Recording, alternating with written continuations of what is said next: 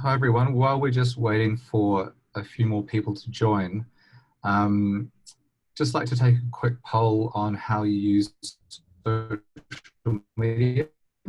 So I'm just going to launch that now. Just take a few minutes to fill it out while we're waiting. It'll give us some insights and then we can share them back to you as to how your fellow accountants and bookkeepers are using it. So it should pop up onto your screen about now. So we'll just give another minute or so for a few people to join. As I said, if you could fill it out, it'd be really interesting to see how you guys are using it. And then we'll kick off into the presentation.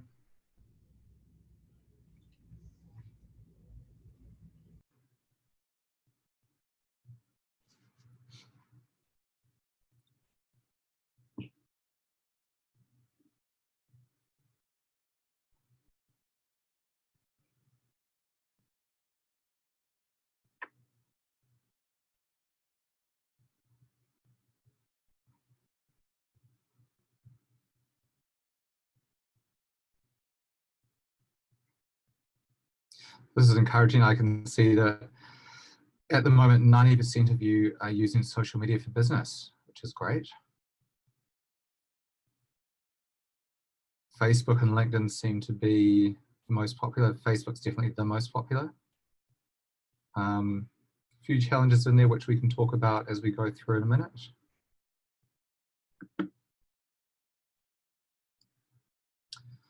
Cool. Well, I'll leave the poll running for another few minutes and we'll get started. So welcome to Boma's Social Media Marketing for Accountants and Bookkeepers webinar. My name is Charles Clark and I'm thrilled to have Kat Clark joining me. We're not related, just in case you're wondering. It's just one of those crazy coincidences. Hi, Kat. Hey, yeah, thanks for having me. Looking forward to sharing some tips and experiences. Fantastic. So Kat is the social media manager for Xero Australia. So really thrilled to have her on. I think she'll add a lot of value and hopefully we'll be able to answer any questions if you have them. So if you do have any questions, feel free to pop them into the chat box and we'll try and answer them as we go through and there'll be time for questions at the end as well. Also, for those of you who have accessed the workbook, you should have got that in an email in the last couple of hours. If you hadn't, I'll just flick it through into the chat box. So that's coming through now. So if you click on that, it will actually take you through into the Google Doc where you'll see the presentation and you can take notes from.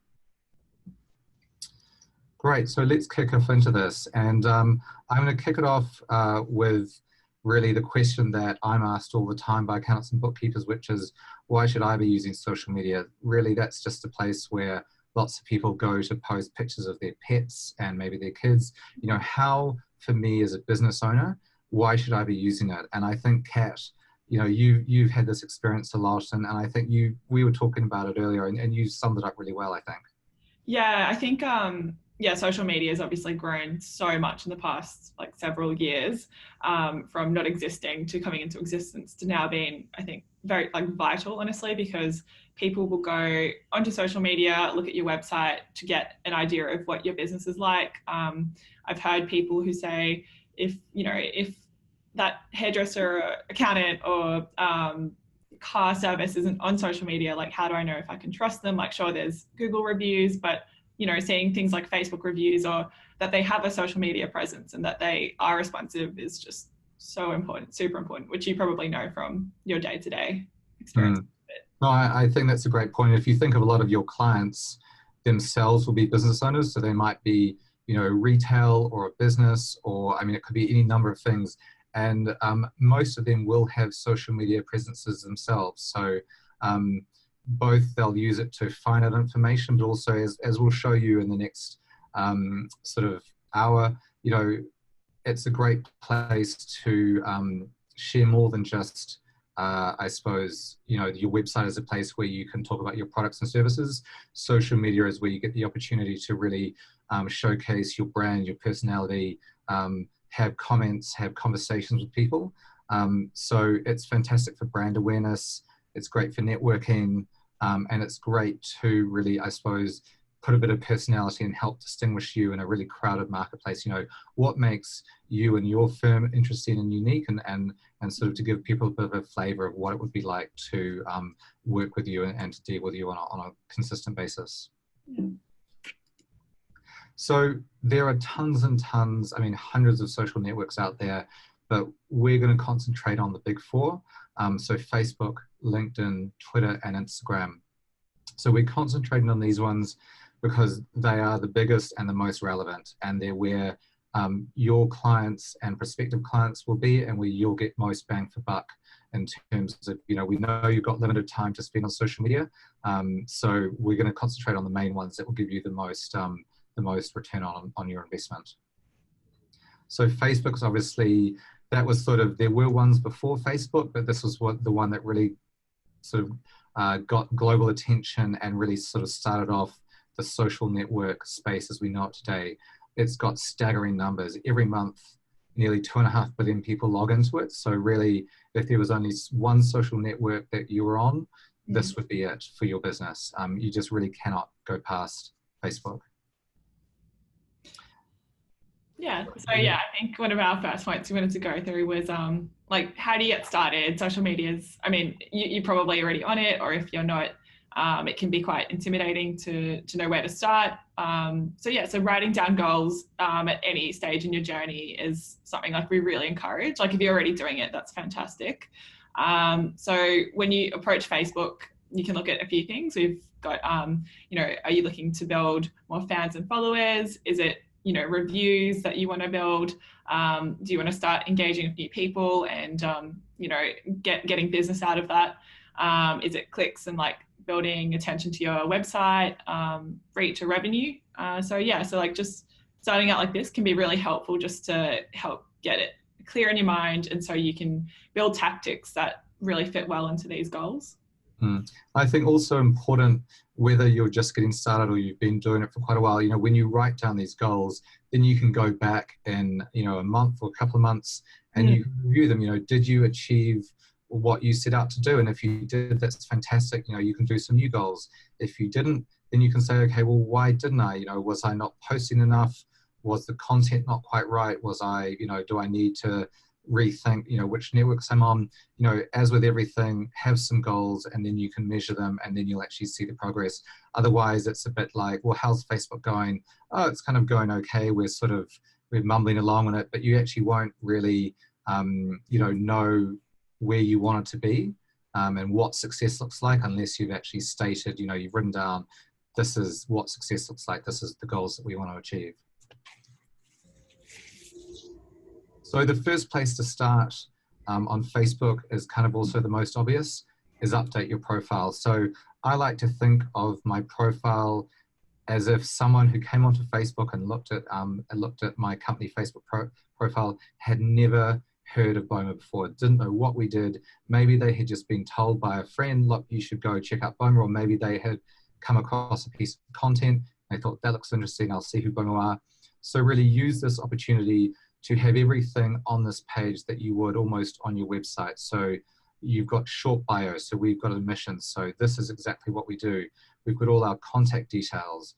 We've got the longer form section, which is about, so it talks about, you know, our skills, our expertise, who we're targeting. So again, as an accountant or bookkeeper, this is really the opportunity that you could really talk about what you specialize in and why, you know, what makes you unique compared to other people out there. Also a good idea to put your phone numbers and your opening hours. I can't tell you how many people don't, and actually it's really useful for someone who's looking for you to be like, oh, right, there's the contact details, I'll give them a call. And that's kind of an easy way for you to immediately make that connection. If you make it difficult and they have to look for the information or maybe go back to your website or sort of go to a directory, it's too hard and they'll probably look somewhere else. So cover photo. So this is the opportunity on Facebook to really make the most of the fact that it's quite a visual platform.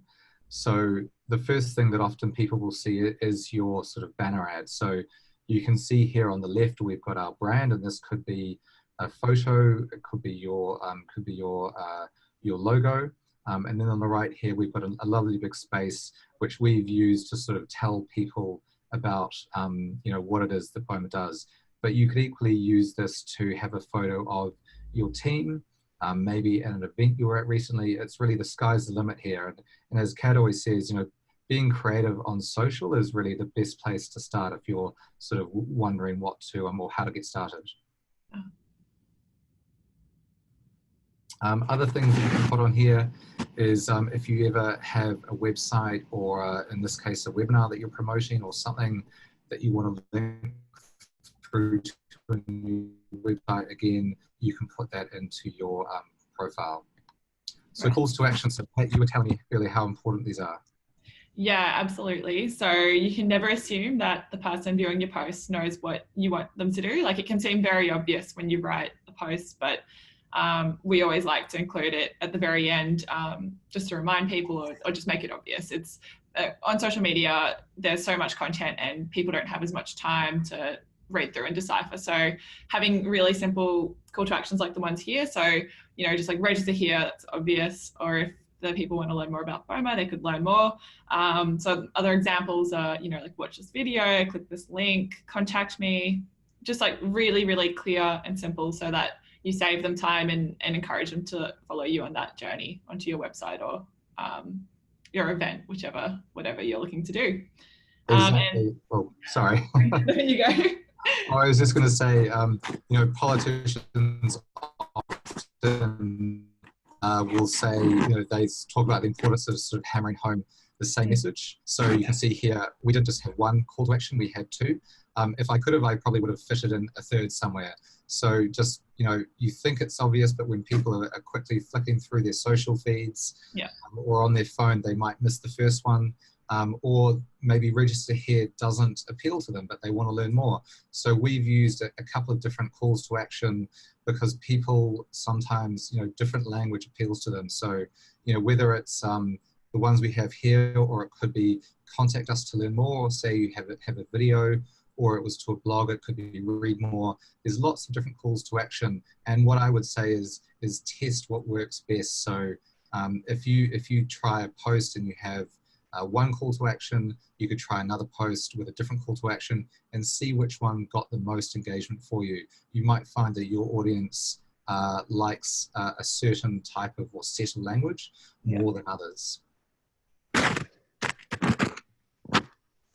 And obviously, once you've gone to all the trouble of setting up your Facebook page and judging by the results of the poll, it looks like 90% of you do use Facebook, which is fantastic. So you've gone to all that effort. Now, don't forget to tell people about it. So I've got a couple of examples here. One is in my email. I've got all our social networks channels are there. And if a user clicks on those, they'll go through to the channel that they clicked on. And you can also see here down the bottom, we've actually got on our website, you know, those same channels as well. And I know that's, you know, when I've been working with a lot of accountants and bookkeepers, I'm thrilled to say that most of you do, but I just pointed out as it's kind of really best practice. But that's not where it stops. You know, if you're speaking to people on the phone or you meet them in an event, you can tell them about the fact that you have a Facebook page. Similarly, if you're sending out a newsletter, you could say, look, you know, we're always posting good things onto Facebook. Why don't you follow us? And you can actually invite people to follow you. So lots of different ways. You know, you don't just have to sort of wait for people to come and discover you. You can help them in that process. Yeah. I think that you covered that one well, Charles.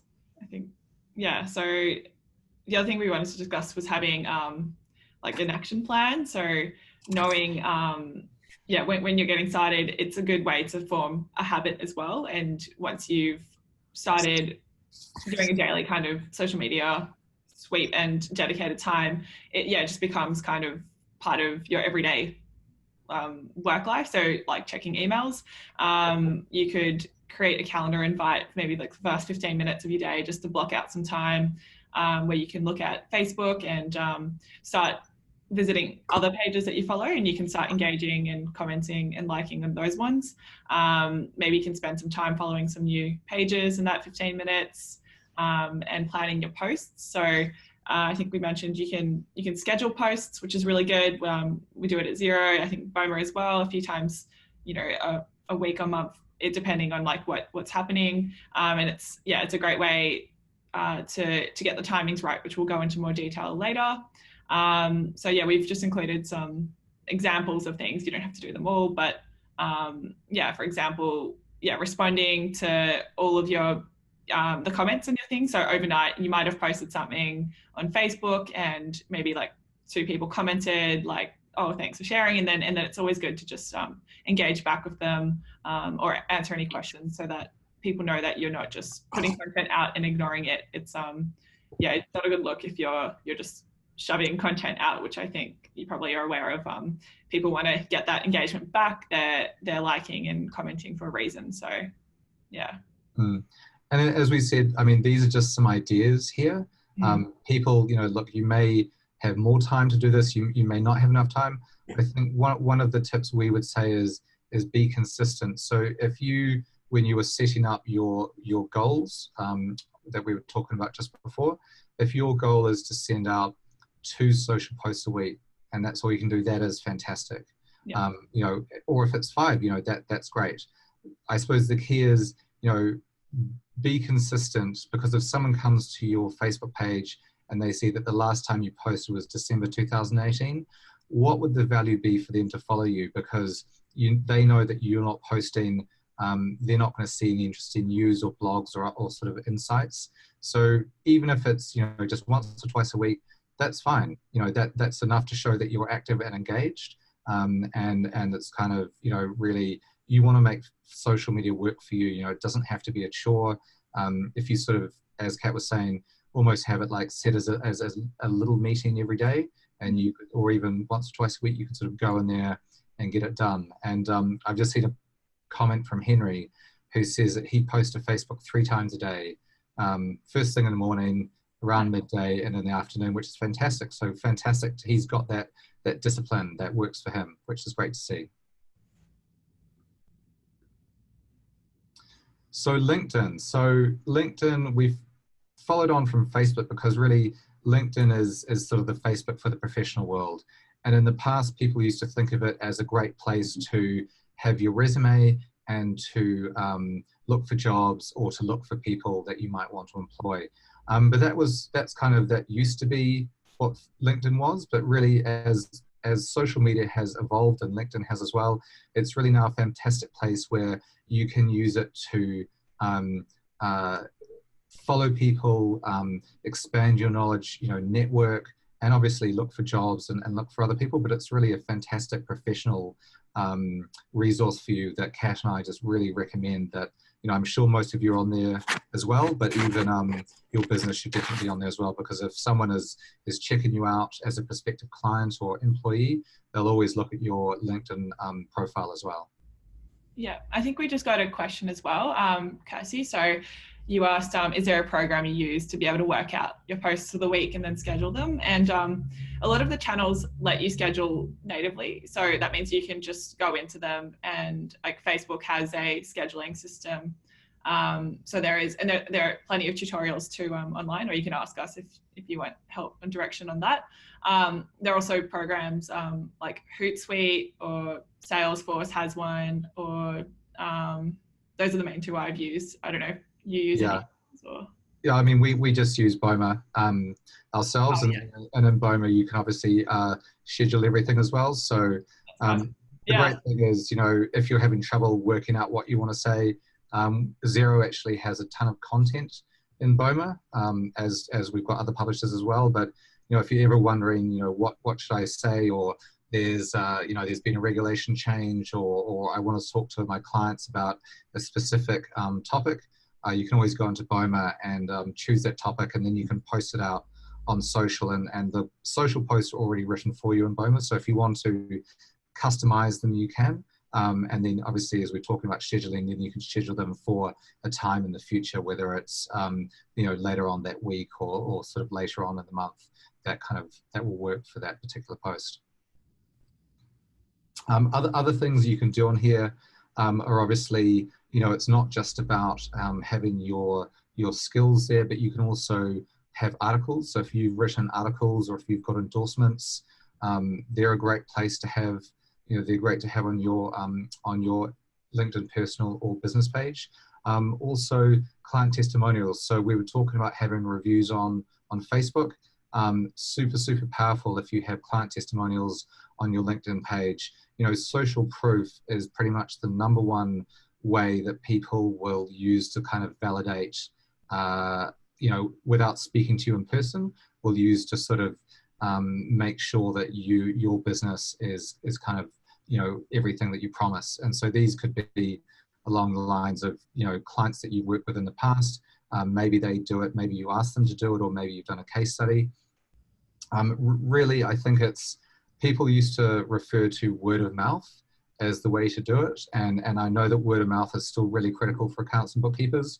What I would say is that research has proven that 80% of times when someone gets a referral through word of mouth, they always go into your website and your social pages. So, great to have it from one person, but if they can go into your social pages and your website and see a whole raft of testimonials and quotes from happy clients, that's super powerful. So something to consider if you haven't got those already. So building connections. Yeah, very important.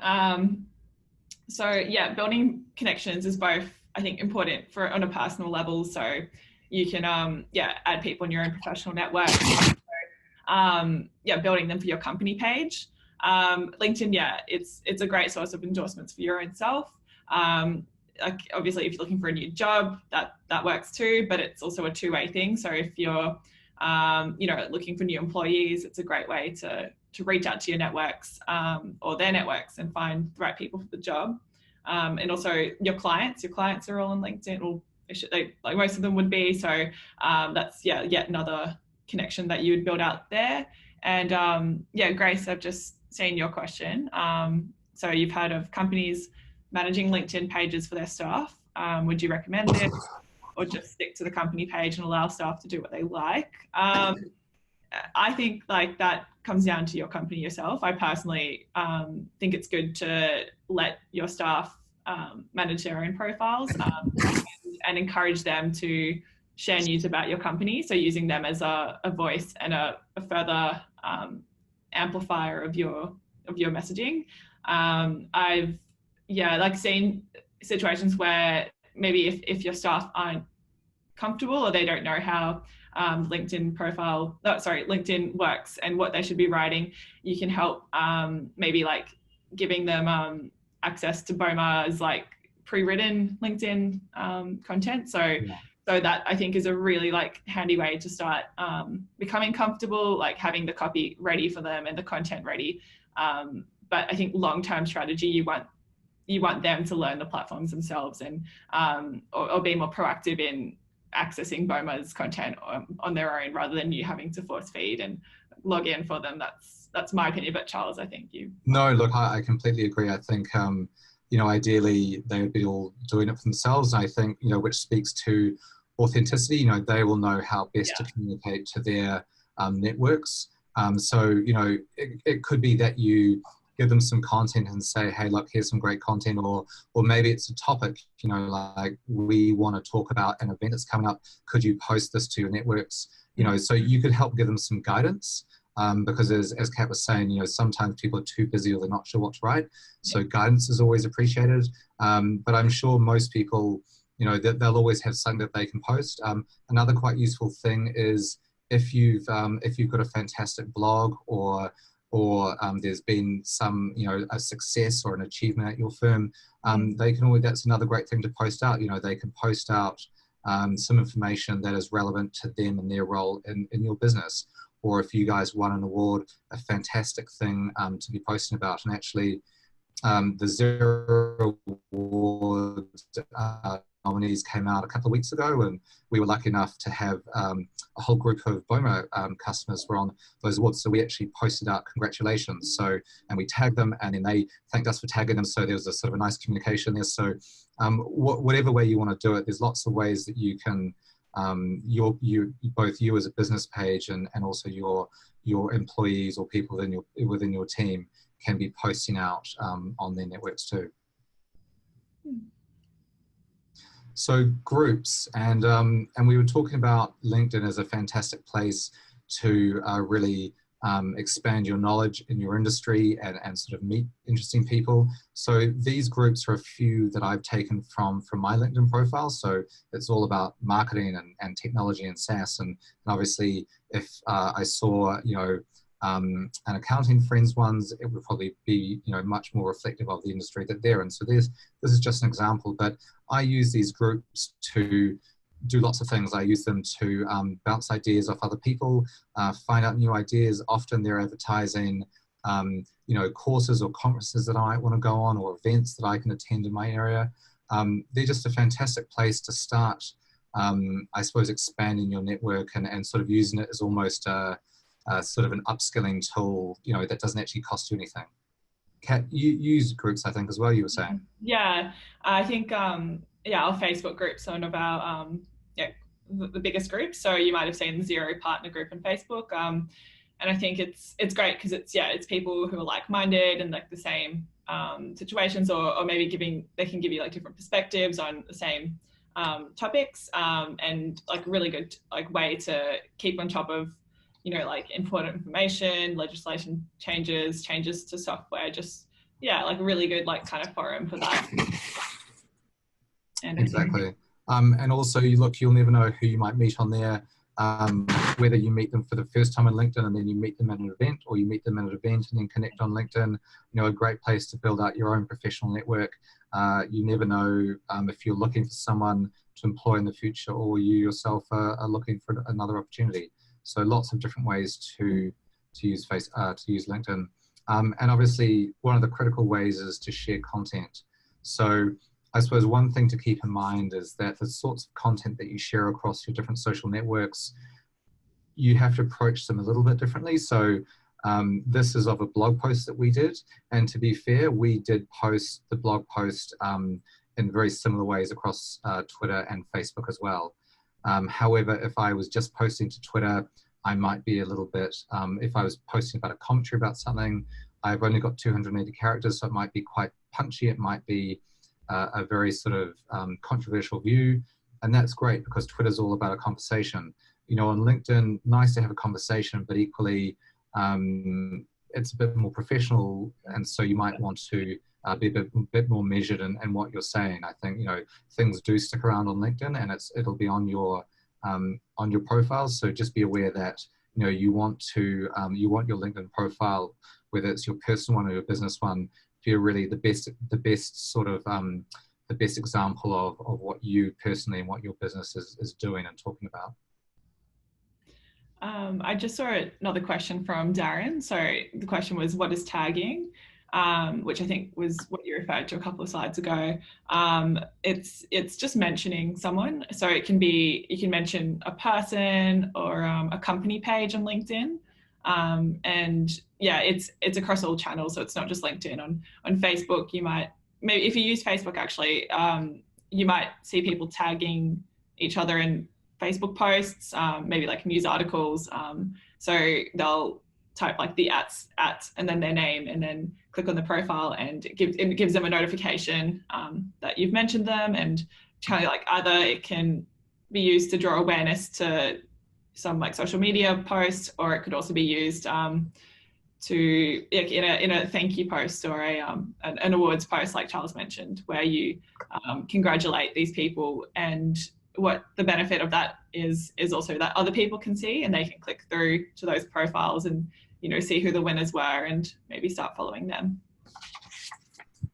Fantastic. And looked like I clicked through a little bit early into Twitter, but that's where we're great. So Twitter, as we were sort of alluding to in the previous sort of comments about it, is really, it's the most real-time global social platform there is. And if you open your Twitter feed at any one time, you'll just see a screed of comments and insights and links coming through. So it really is, it's kind of the most up-to-date, and a great place for a business to be on, and a great place to share insights and commentary, but also a great place for you to start to follow influencers and people that might be of interest for you in your professional capacity. And so you can see here I've just sort of ramming home the point, which is, your Twitter page, which is where all your tweets will congregate, once you post them, is another opportunity for you to brand your business. So again, tell your story, make it really clear what it is that you do for people, what makes you unique.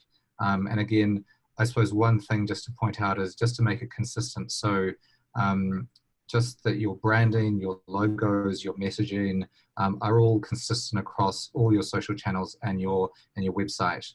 Now, this doesn't mean that you can't change it up from time to time, and we'll talk about that in a minute, but just to make sure that there's a consistency of message and of brand.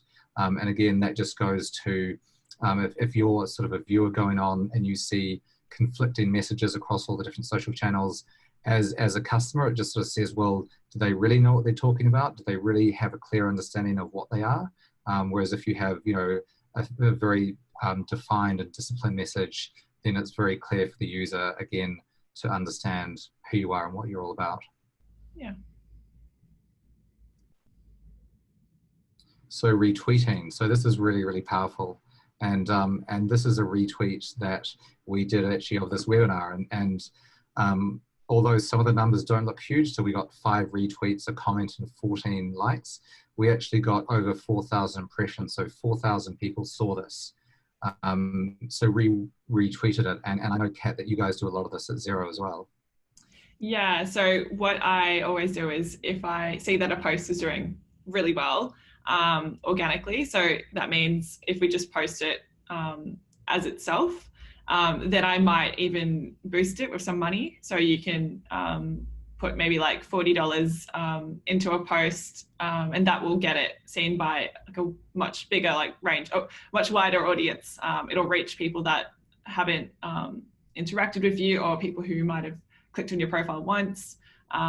So yeah, a really good way of knowing what to boost is the content that's performing really well on its own.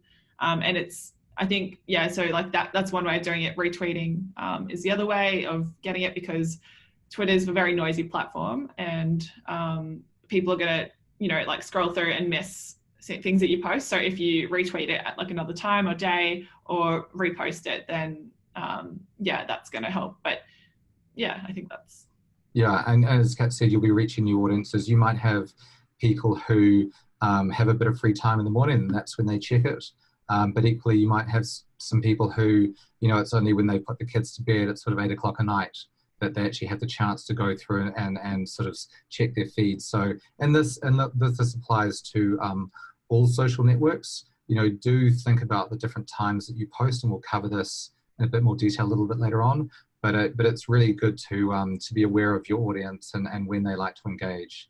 And I've just had a question from Grace, who says that we've been sharing content, we're quite new to it, but how do we get more followers? And what are your thoughts on accountants doing the whole like and tag a friend thing? So a couple of questions in here. We'll be talking about how to get more followers in a couple of slides, so I'll hold off onto that. And then what are your thoughts on accountants doing the like and tag a friend thing? So I think all engagement is good. And I know Kat's got a few things to say about this, but there's nothing worse than being sort of a lurker on social media, where you sort of watch everything but you never get involved. So take the opportunity to like things, to comment on them, whether they're yours or a client's or a colleague's. And also, if you have a good post, or if you've got a social page, don't be afraid of inviting your friends to like it, to follow you. All great ways that you can start to get the message out there. Yeah, and I think also, like you asked, Grace, if it'd be worthwhile doing a giveaway of some sort. And I think competitions are they are a good way to get that initial following. So yeah, definitely recommend testing it if you've got an idea of what you could give away, what your audience, the thing is, I think you don't want to do a giveaway which will just draw a whole range of people that might not be your target audience. So you need to think carefully about, what would interest my clients or potential prospective clients. So just being really strategic about that, so that you don't end up building a following of the general public that won't do much for you, and then they, after the competition, will question why they're following you and probably stop following you. So yeah, just being very like careful about that. I mean, and I think that's a good point. And I mean, we have one of our users is based in a rural town in New Zealand, and one of her big target markets is farmers and obviously horticultural growers. So in this case, if she was going to do a competition, she could say, okay, you know, she could write the copy of the post in such a way that it really called out that she was, you know, hi all farmers and horticultural growers out there. We're going to do a free farm audit for you, you know, enter here with your details. So there it's really clear who you're targeting. If you're a retail business, well, you're immediately, you know that it doesn't apply to you because they've called out the fact that it's for farming and horticultural people. And then for the horticultural people, you've told them what the value is. So follow our page and we will give you the chance to win a free audit. So again, it's you're giving them a lot of value and all they're giving in return is following you. Obviously, the benefit to you is that by them following you, you can then start to build that relationship with them, you know, send them, you know, have more content, they'll see what you're doing, you know, and ideally in time, then you reach out either with a phone call or an email and start to really build that relationship up. Yeah, and that actually just follows into what we were saying, Kat.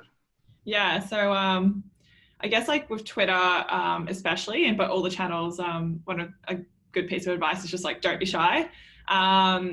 So it's good to just like start off by getting involved in conversations. So some advice would be monitor your favorite hashtags. If people are mentioning you, if you're getting notifications that they've mentioned you, follow up on that, create some conversation around that. So it's really important to stay active, as Charles has said before, because people don't, they won't see the value if they're following you and nothing's happening. Don't be shy, and it'll help you like in many ways. So it helps position you as like leader expert. If you're, you know, getting onto the trending news, you're one of the first people to talk about, you know, certain topics that they'd be interested in. So I think also one more point would be if you're getting negative comments or complaints, the approach we take at Xero is always to be really upfront. We don't ignore them. We because people like obviously like they want to know how you respond to those kind of things, and if you ignore it or shut them down, that's going to ruin that relationship and it's not really treating them very fairly. So that's how we do it here. Yeah, I think that's a really good point.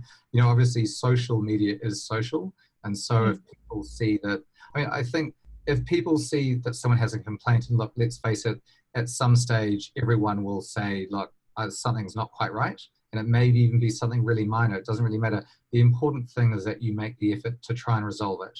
Yeah. And the key thing here is that other people will see that you tried to resolve it, and they'll think, okay, these people, they care. They're genuine. They want to make a difference. You know, they didn't, as Kat was just saying, sort of just shut me down. And I think this links on to a question from Darren who said, can you block certain people from following? And I would say, yes, you can block them. So you can, on all the different channels, you can block them.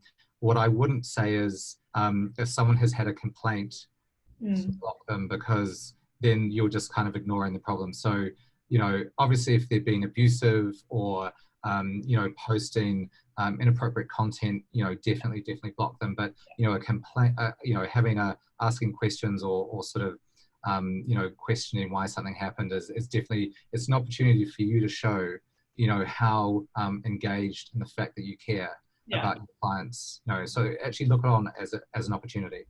Completely. So Instagram. So we've saved this to last because in a way it's kind of the most different network. It's the most visual, and a few years ago everyone would have said, look, that's just for the sort of the young people, the sort of the Gen Y and millennials. Look, they've all gone on to Snapchat, which we're not going to deal with today. And now really Instagram is a place where individuals and companies and brands can tell stories in a really visual way. So if LinkedIn is really the place where you can write about stories and share sort of you know, commentary and sort of interesting things like this, then Instagram is a really great place where you can have a bit of fun with your brand. And so as before, your profile as ever is the place where you're able to tell people about it. What you can also do here that not everyone knows is you can see here we've got our website link, because Instagram doesn't allow you to put a link into, not at least a link that will automatically click through into their post. And so that's a key difference, because Facebook does. But if I go on to the next slide, you can see here that we've actually put in here a whole different message into our bio. So this one is talking about today's webinar, and then if we click on the link, it'll go through to the registration page that all of you signed up for. So the great thing about that is that I can reference that in a post. I can say, here's the post and see link in our bio, and that's a really clear call to action that people know where to go, and they don't have to go off of the channel that they're on, off of Instagram, to find out to our website. They can just sort of do it all in there. So, this is for an event that we hosted, but again, it could be a product or a service. It could be a case study that you've got. It could be some research that you've conducted. It could be really anything that you want to link to. This is a great spot, and it's a nice bit of real estate that you can use. Yeah. So hashtags. This is Kat's favorite bit.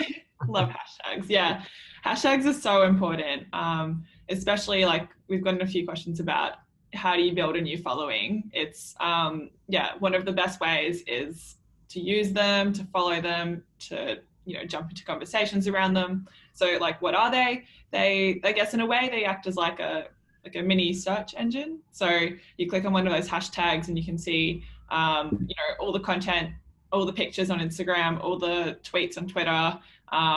It's also relevant to Facebook and LinkedIn, and you can see all the images, all the posts that have been shared around that topic.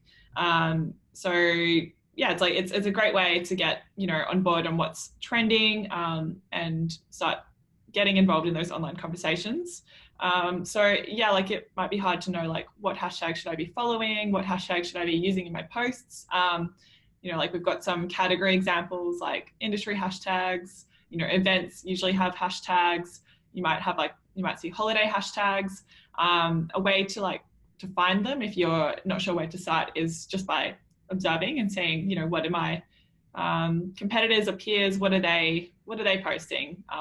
And then you can start recording, keeping a list maybe of those hashtags, and then making sure that you apply them to your posts.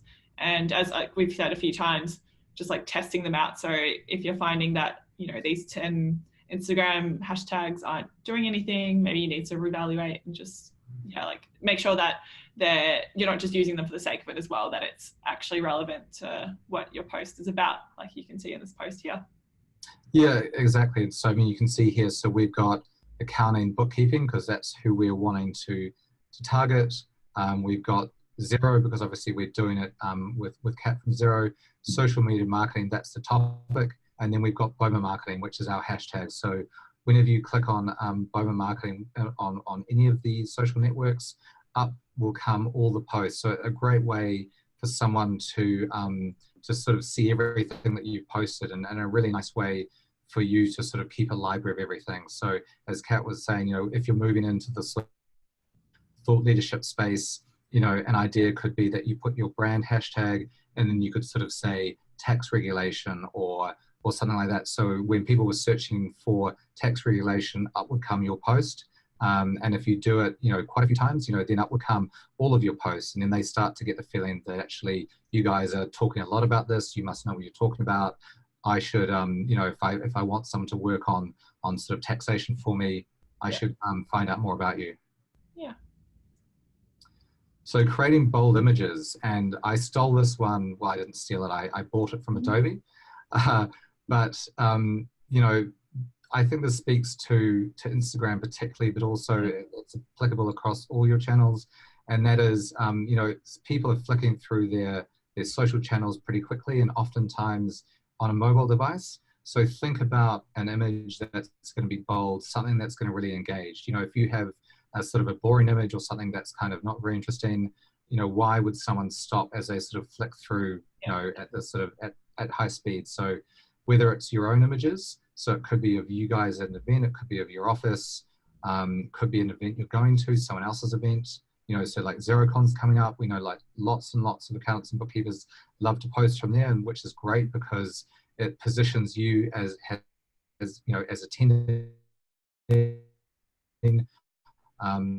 You're at the forefront. There's lots of benefits, and even image with a couple of hashtags. You don't need to write a lot of content, especially with Instagram, which is the beauty of it. It's a very visual medium. So if you just wanted to sort of post, having a great time day one at XeroCon, hashtag XeroCon, hashtag your business name, that's fantastic. And then that'll be added to the library of all the other posts that have been seen for that event.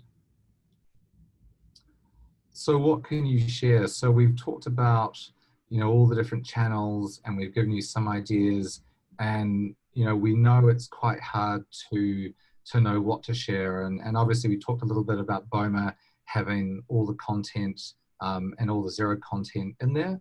But there's lots of other things that you could be sharing as well. So in terms of reminding clients, like I know that in New Zealand, there's a GST, it's coming up on the 28th.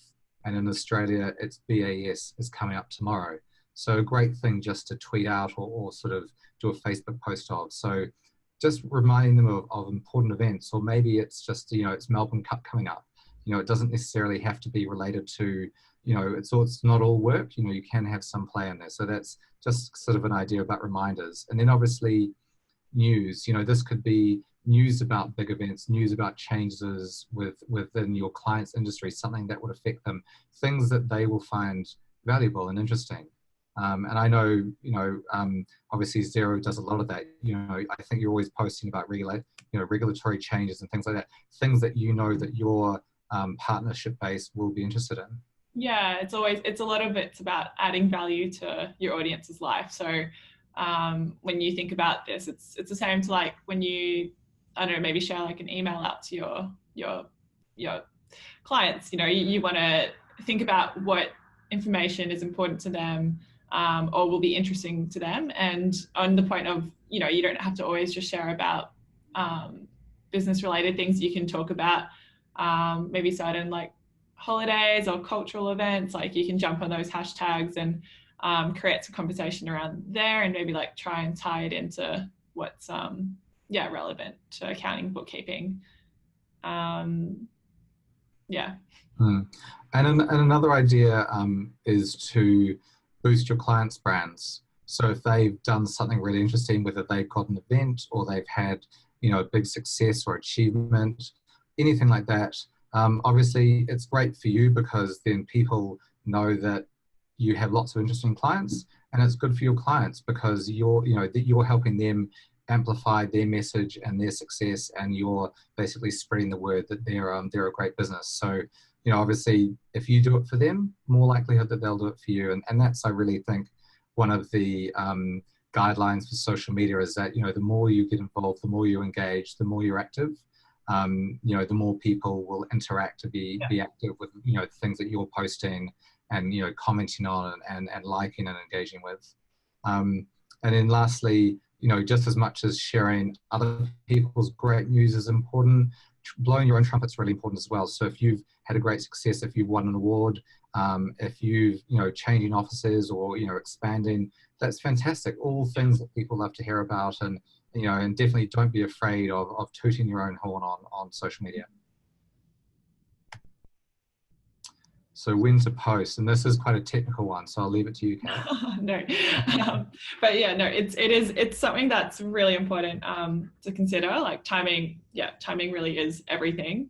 And yeah, once again, thinking about your audience, thinking about what they want to see, but like also when they can and when they might be online is really important. So like for us, like the different channels, I think have slightly different, I'd have different suggestions for each of them. If you think Twitter, LinkedIn are probably more of the professional one. So, your clients might be more inclined to check those during work hours because it's more related to work in a way. So you could look at posting, maybe in the lunch break section, or maybe in the early morning when they're just, like think about it. You start your day, you check your emails, you check your social media feeds. That's a good time. I think the commuting times before and after work are also useful times, like maybe 8 to 9 a.m. or like 5 to 6:30 p.m. kind of timing. And I think that's when you can play around more with like Instagram and maybe Facebook, but I'm not saying it's like a hard and fast rule as well. So really important to experiment, because people who follow 0 accounts or my personal accounts are very different. So your audience might be different in that sense too. So just, test out some different times and see, what's working best. And then also don't become, I guess, like too stuck in a way too, because if you just think, okay, midday lunch break, that's the only time I'm going to post, it might work for a while, but then what if, people change, the way habits of using social media change. So don't always, just keep experimenting and working out what's working best. I'd also add, we were talking about Twitter and LinkedIn being quite sort of businessy focused and professional. So highly likely, as Kat said, that people are checking them during the week. Yeah. But are you going to check your LinkedIn at 9 o'clock on a Sunday morning? Probably not. Much more fun to check Instagram and Facebook. So, again, the channels do work in slightly different ways. If you sort of wanted a general rule of thumb, sort of weekday mid-mornings, you can't go wrong. But again, you need to test out, you need to find out when your particular audience is online, when they're engaging. You might find that actually certain posts on one channel work better, late afternoon when people are commuting, or sort of, on the weekend. So unfortunately, we can't sort of give you any specific rules, but as you get more used to posting and you post more, you'll get a definite sense of what's working. You'll see kind of patterns. Yeah. And then this kind of goes back, I think, to Grace's question, which was, how do I grow my social following? So we've got a couple of tips here, and I'm going to cough. I'm going to let Cash answer. Go for it. So I think we've already talked about a few of these things. So like setting goals across your platforms, that will mean that your tactics will be really strong, and that you're, you've got something to come back to and benchmark against. Like, am I, fulfilling these goals? Am I doing my 15 minutes per day? Am I, actively thinking of new content to share? Knowing your audience. I think I've said it a million times now, but that's really the most important thing about social media is if you're just posting and not looking at the results, and you're not looking at what they're enjoying and what they're reacting to, then you're just going to lose your audience. Following relevant accounts. So if and you probably noticed this on your personal, if you've got Twitter per se, if you follow an account, they're very likely to follow you back. It's the same with company pages. If you're not following anyone else, and you've just started out, how are they even going to know that you exist? So something like an exercise you can do in your 15 minutes per day is just like maybe looking at a couple of, accounts that will be posting things that you can reshare, or, things that you might be interested in and learning from. And another thing we suggest is, adding follow buttons to your comms. So like Charles pointed out in his email format, you can have, like the social media buttons there, because once again, people might search for your account, and they probably will search for it on, say, Facebook and follow you, but unless you're, you need to be quite active with it as well.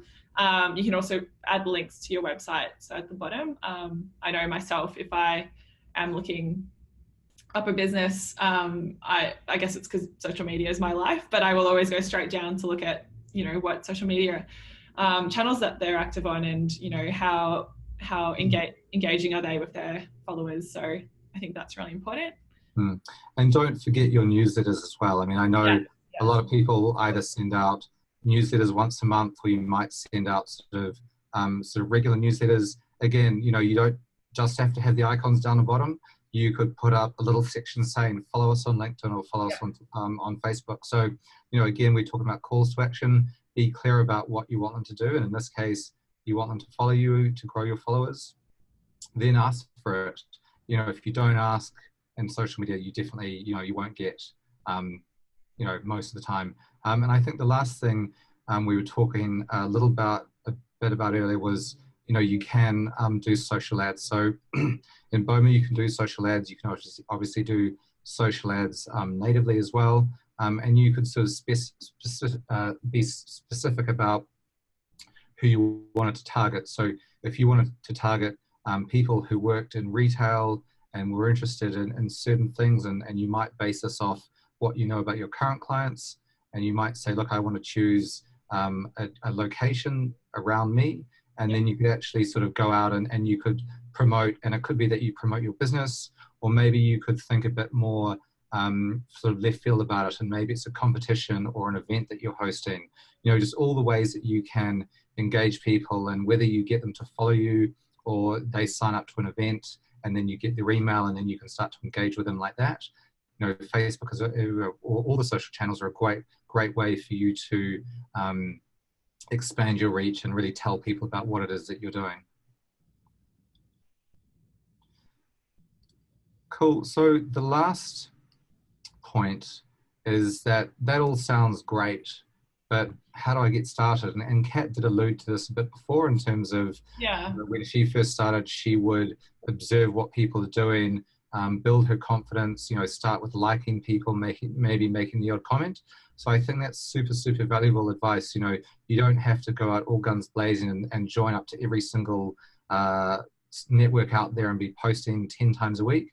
You know, you could start out with, you know, in the case of most people who answered the poll, Facebook and LinkedIn, that's a fantastic place to be. Yeah. You know, as you start to grow in confidence and sort of be used to writing copy for social, you'll grow in confidence, and before you know it, you'll be maybe posting a bit more regularly or sort of expanding to different channels. Do you have anything to add on that, Kat? Yeah, no, I agree completely. And I think when you observe as well, you'll notice, I guess, like the differences in writing style for each of the channels, as we kind of covered too. So yeah, like seeing how other people do it can just help you get into that mindset and understand how the channels work. I think that's everything for me.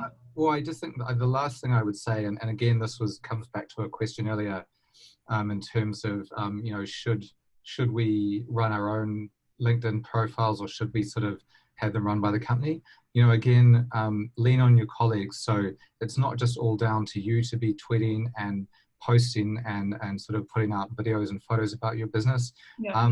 You could rely on your colleagues. So whether that's they see something interesting online and they flick it to you and say, hey, this is a really great article, why don't you post it out? Or they start to amplify the things that you've done. So you post something on your business page, and then they like it, they tweet it, they forward it, they comment on it. I mean, and so that'll go out to their network. So, you know, if you're a sole trader, then it probably is all down to you. But for everyone else, if you've got, you know, even just a couple of colleagues, you know, get them involved, and you'll be surprised that, you know, sharing a burden like that, it actually will become, you know, much more manageable for you.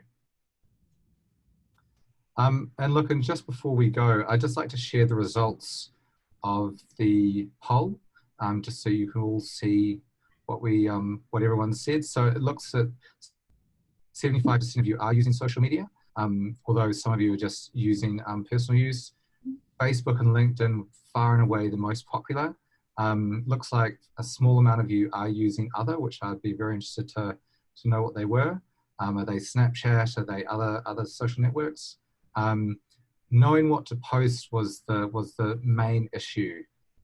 Obviously, knowing how to use the platforms and have enough time, but knowing what to post. And I think that's where something like Boma is so useful. You know, you can go into Boma. We've got hundreds and hundreds of articles that you can send out via all the different channels, and you can customize them. You can also send them out in long form as emails. And so that really takes away that guesswork, because not only do you have to know what to post, then you have to craft it. And Kat and I know, has spent many an hour sort of crafting, you know, the content. Although to reiterate Kat's point earlier, it doesn't always have to be perfect. And I'm not saying that you can, you know, you can't obviously have spelling mistakes in your posts. You know, that's not great. But you know, don't obsess too much over having the absolute most perfect post that you sort of spend 5 days going on, because by that point things have moved on. So if you've got something interesting and fun to say, as long as it's spell checked and it makes sense grammatically, put it up there. And you'll get better at it, you know, like the more you do it. the better. Yeah. Yeah, you're writing for social media. It's a skill, and you practice it, and then it'll become easier and more effective. Exactly.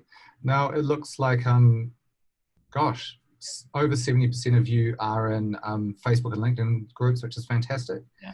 And interestingly, there looks to be quite a variance in terms of how often you guys are posting. So we've got pretty much even between, a couple of times per day, a couple of times per week, or a few times per month. So I'm quite surprised by that. I thought it would definitely be a lot lower. But yeah, interesting to see that so many of you are so active, which is great. And so I just wanted to move on to questions. We've got a couple of questions, and obviously if you guys have got any more questions, we've still got a couple of minutes, so please do flick them through. One from Stuart, which is Boma going to create a mobile app? So at the moment, it's not on our roadmap, but having said that, you can access Boma through your iPad or through your smartphone. As long as you've got Safari or Chrome or anything like that, you can actually log in and use it just as you would on your computer. It's not the browser experience on your mobile phone, if it's a very small mobile phone, obviously it's not as easy to see things as if it was on a bigger screen, but you can definitely do everything that you can on your main app. And then a question from Annette, who said, what channels would you recommend for vlogs and short videos? Insta, Facebook, are they worthwhile? What do you think, Kat? Yeah, I think video is something that all the social media channels are really pushing. They're just really encouraging it. So video content seems to, the algorithms in the channels seem to really preference them and put them first, and make sure that they're seen by more people. I think, Instagram and Facebook are great places. You can play around though, because Twitter also has the offering, and so does LinkedIn. So I guess it also depends on what the content is. If it's I think if it's more of a fun, quick update, you might want to post that on Twitter and Facebook, Instagram. But if it's a longer, more technical video, you might want to try LinkedIn. Something else to consider is there's live videos. So you might want to do a Facebook Live, or maybe a Twitter Live video, or even the 24-hour stories that Instagram has a very heavy focus on now. So at Xero, I've done a few around a visual event. People might want to see what you're doing there, and you can do quick vlog style snippets of people. So yeah, I guess I wouldn't say there's just one channel or two channels that you should use vlogs and short videos on. It just depends on what the content is, and but definitely if you're comfortable at that level, you should definitely be posting them and creating them. Yeah. Also, one place to mention that we haven't talked about today is YouTube. So great place to upload. You can actually create a channel. So you could we've got the Boma channel. I'm sure Xero has their channel, and we put up all our webinars, all our short videos. So everything that we put up on across a lot of our social networks, we also pop onto YouTube. It's just a great place. Obviously, people also can search it because you've got tags on YouTube, and it's a really easy place for you to have all your sort of video content in sort of one easy to find place if you don't also have it on your website. Yeah. And then one question from Nicole, who says, Boma thinking about SMS broadcasting? Actually, we are. Just as soon as there's, I suppose, enough people who show interest, then we'll add it in. So if any of you are Boma users and you'd like to see SMS, ping us a note on our, you're interested, fantastic. So just ping us a note on our website, and the more interest we have, the more likely it is that we can add it in. And also Grace for reminders, that's fantastic. Brilliant. Okay, well, look, if there are no other questions, and do let us know, but thank you so much for joining, everyone, and thanks again to Kat. Fantastic to get your insight and experiences, especially from Xero, which I know everyone is obviously probably using themselves and for their clients. So just fantastic to have you along. Thanks for having me. And we'll see you all next time, guys. Thanks again.